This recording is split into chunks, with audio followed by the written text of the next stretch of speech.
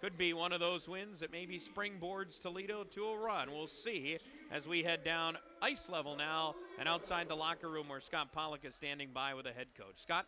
Yeah, thanks, Matt. And Nick Fertucci is here with us. And Nick, congratulations, a good win. A lot of good things down the stretch in this game to get the 2 points. Yeah, it's coming, Scott. It's coming slowly.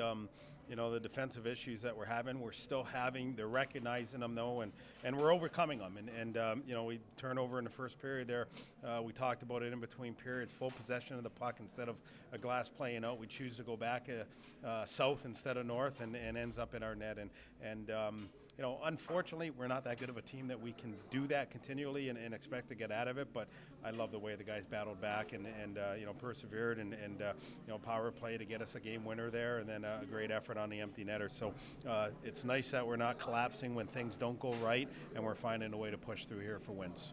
Yeah, Nick, staying on that defensive theme, I thought down the stretch, you mentioned earlier not getting the puck out. I thought down the stretch, the guys did a great job of that extra battle to get the puck over the line in the key situations the last 4 minutes. Yeah, absolutely, Scott. And, you've coached long enough and know that defensive zone play isn't a glamorous one. It's not, unfortunately, it's not getting your name in the headlines, but it's allowing you to creep up in the standings. And if there's a commitment of 5 guys behind that blue line every time they're out there, you're going to have success. And we've got enough offensive talent that are going to make things happen when we break north of our blue line. But unless everybody's committed, a unit of 5 below that blue line, we get ourselves in trouble. So it was nice that as that game went on, we got better and better at it, and they've got to be seeing the results from it. Yeah, and Coach, you mentioned coaches really appreciate the defensive play.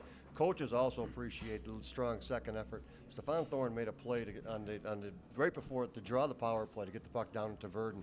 A diving extra effort. Those win hockey games. They do, and getting gutsy efforts from guys who maybe not light the lamp is what we need sometimes. And the game has really changed in the last 10, 12 years where back then the skilled player was hard to find. You found all kinds of meat and potato guys, but that skilled player, that pure finisher was hard to find. Well, fast forward 12 years, all kinds of talent, all kinds of skill, but those heart and soul guys, those blue collar guys, those guys who show up with elbow grease every day are hard to find, and Stefan Thorne is certainly one of them who shows up for us every day.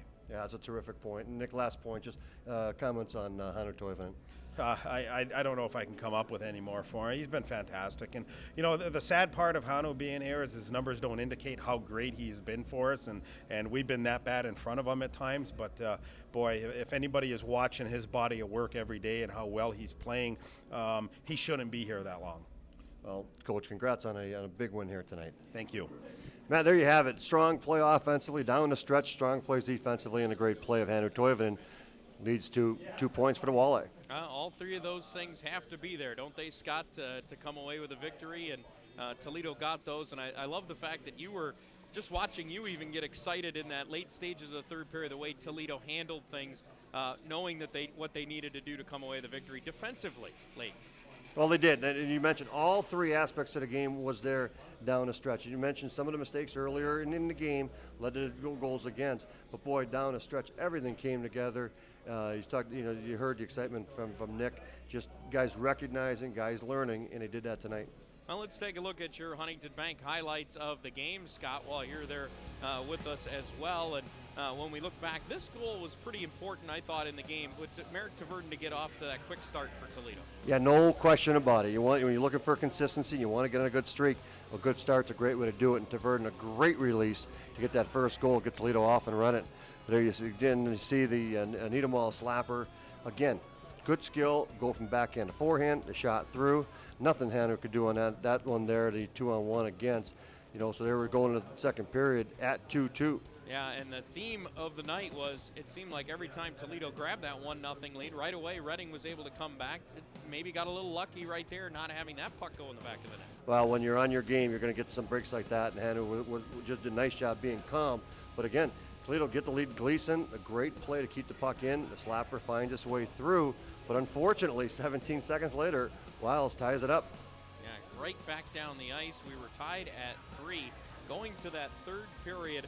And in the third period, Toledo kept amping up the pressure, and it was finally the power play that came through. Well, we talked about the Thorne play to lead to the power play, but terrific play to get that Aubrey goal, and then you see Parks finishing it off with smart hockey sense. and making a strong play to give the empty net goal.